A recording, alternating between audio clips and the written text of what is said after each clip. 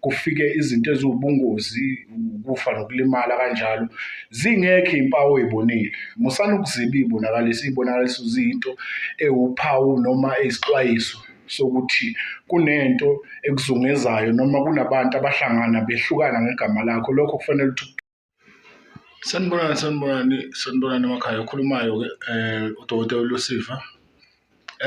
Ngike ngachaza bafowethu kwividiyo edlule mayelana nama-topic engizokhuluma ngawo. Bakwethu asisabi futhi asixolisi, kusenjalo akushintshi. Kuloyo nje ucabanga ukuthi mhlawumbe kuyobuye kushintshe, cha ngeke kushintshe. Bafowethu siyabuka-ke naku-social media kuningi okwenzakalayo. Kunensizwa nje lapha yakaMvelase, kunensizwa lapha ebenesigameko sokuthi-ke ithe isarekhoda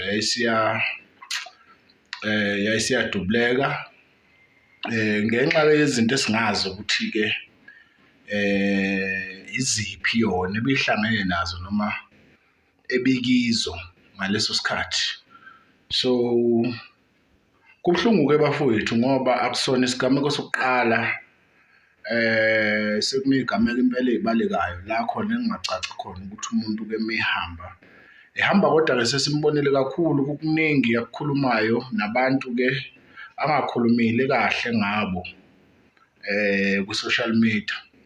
Kulungile kasikho lapho, ngisekuthenini-ke bafowethu i-topic yanamhlanje iyamaphupho, iy'bonakaliso. Ayikho bafowethu, ayikho into evela ebusuku ulele eyiphutha noma eyenzeka nje njengento eyidlulelayo, ngoba asikho isidingo sokuthi ube nokuvakashelwa noma ube nokuboniswa into. Ikhethe wena phakathi kwabantu abaningi, iza kuwena ngenxa yento eyi-warning noma ngento ezokuxwayisa, engizothi nje mhlawumbe izokuxwayisa noma izokubonisa ngokuzokwenzeka noma okudlule kodwa okwenzekile wangakunaka ukwenzeka kwakho. So engikusho nje ukuthi ayikho into eyenzeka ngephutha, akukho okwenzeka ngephutha bafowethu. Konke kuhleliwe, konke kwenzeka ngoba umuntu unabantu abakugadile, abazokubonisa, abazokuxwayisa. So kuney'bonakaliso-ke bafowethu eziwukuthi ngoba ngike ngachaza nge-astrali ukuphume emzimbeni wakho uma ulele, ngoba umphefumulo awulali bafowethu, umphefumulo awulali.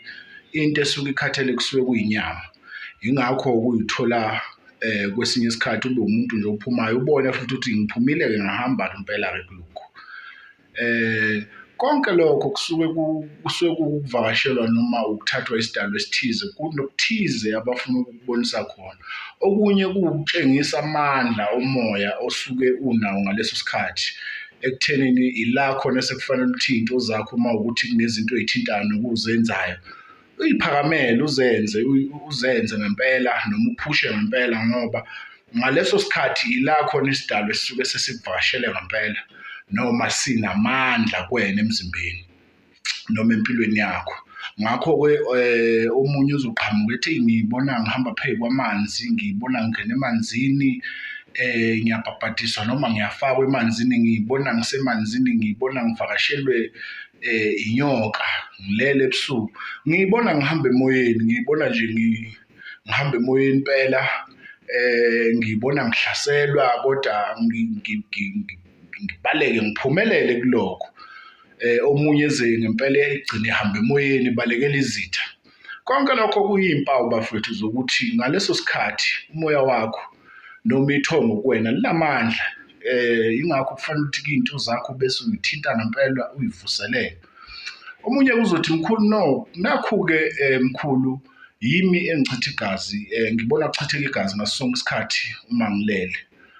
Ngabe lokho kusho ukuthini? Angifuni-ke bafowethu ukuthi ngithi kuyafana kuwona wonke umuntu, ngoba ekusebenzeni kwethu uma kusebenza kuvamile ukuthi iy'bonakaliso ey'fana lezi ey'negazi phakathi noma ey'nokulwa noma kungewena kodwa kuwena ophethe isikhalo olimazayo ukuthi zikuvakashele, ngoba kusuke kunempi elwayo noma esiyilwisayo ekamoya empilweni yakho, kusho ukuthi iy'nkinga zakho akuzona ezinyama ey'kamoya. Ingakho ubona kuchitheka igazi, kwenzeka izinto. Kuvamile ukuthi-ke emva kwalesibonakaliso uy'thole uba umuntu onobunhlanhla noma uthola into okade ufisa ukuyithola. Kuyimvamisa-ke kakhulu lokho kuwubunhlanhla, noma ngabe ubona kuyinto ethusayo uma ulele ubona igazi, ukuchitheka kwegazi, into ey'njalo. Kodwa isikhathi esiningi kusuke kuyinto ewubunhlanhla esendleleni egade ukuthi-ke wena uresponda kanjani kuleyo nto leyo. So isibonakaliso esifana leso, ngizama ukuthi-ke uma uwumuntu obona izinto ey'fana nalezo, phuthuma uza kimi sikulungise lokho, ngoba kunobunhlanhla, kunento ewubunhlanhla obukhulu obuzayo kuwena. Uma uwumuntu ozaziyo ukuthi unezitha kanjalo, zama ukuthi usondele mfowethu, zama ukuthi usondele uzothola ukuvikeleka nokusizakala, ngoba awuvele uwumuntu ulimala, awuvele uwumuntu kufike izinto eziwubungozi, ukufa nokulimala kanjalo, zingekho iy'mpawu oy'bonile. Musana ukuziba iy'bonakaliso ziyinto ewuphawu noma eyisixwayiso sokuthi kunento ekuzungezayo noma kunabantu abahlangana behlukana ngegama lakho. Lokho kufanele ukuthi kuphakamele-ke bafowethu, ngoba akuyona into okuzoqhamuka umuntu wenyama akuxwayise ngayo noma ekubonise yona, kodwa kuzofika abantu abangasekho abakini bezokubonisa izinto ey'fana nalezo bafowethu. So omunye-ke ukhiye la esibonakalisweni ukuthi ngenkathi uphupha kunento eyenzakalayo uma uphaphama. Nganze kwesinye isikhathi umuntu owethukile, kwesinye isikhathi kuyisibonakaliso othi uma uphumekisa uphaphama kungabi nokwesaba, kodwa kube nentokozo. Kwesinye isikhathi kube nokwesaba. Isibonakaliso nosibonakaliso ophumekisa akunendaba ukuthi kusuke kuyini oyibonile, kodwa indlela ozizwa ngayo uma uphaphama, leso sibonakaliso suke siqondene naleyo nto leyo. Uma uvuka ube nokwesaba nokwethuka, akuyona into enhle leyo osuke uxwayiswa ngayo. So kufanele ukuthi ugade iy'ndlela zakho, ugweme iy'ndlela zakho oy'hambayo. Uma kuyisibonakaliso esethokozisayo nesephuthuma, ngoba kunento ewubunhlanhla. Ezinye iy'bonakaliso zifuna ukuthi uhlale uy'linde. Isikhathi esiningi iy'bonakaliso ey'ningi hlala ulinde, kodwa iba nendlela yokuy'phatha, ngoba lola phawu noma leya mizwa onayo ngenkathi uphaphama iyona exwayisayo nekwazisayo ukuthi yini ekufuze uyenze. Ezinye kufanele ukuthi uma uphuma kizo unyakaze uye enyangeni, ulungise. Kwesinye isikhathi uhlale ulinde, kodwa ugweme iy'ndlela zakho.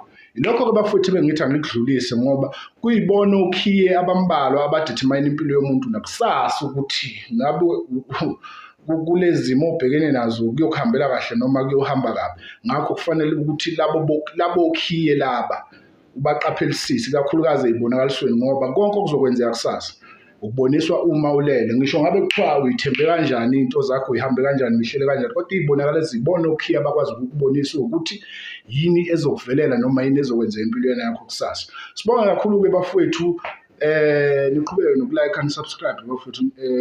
I-channel ikhulu esikwazi ukuthi siqhubeke siniphe i-content, nisizakala nizosizakala khona. Nithumele bafowethu ama-comment kanjalo ukuze sikwazi ukuniphendula ngawo amavidiyo njengoba ngayenza nje namhlanje. Sibonga kakhulu bafowethu. Niqhubeke bafowethu nokubhukha. Ngikhulumile indaba yokuthi ungaveli uqhamuke esigodlweni. Ngikhona ngise-Protea Glen njengamanje, ngikhona naseThekwini esigodlweni esikhulu eMgababa. Ngicela ukuthi-ke abantu uma ezovela noma ezofika esigodlweni ngithinte kwinamba 062 472 6622, 062 472 6622. Ubhuke, ngazi ukuthi uyeza, ngizokwazi ukukuhlelela kahle. Sibonge kakhulu bafowethu. Ngilapha nje akusikho ukuthanda kwami, ukuthanda kwenkosi nabakithi abalele. Ngilapha nje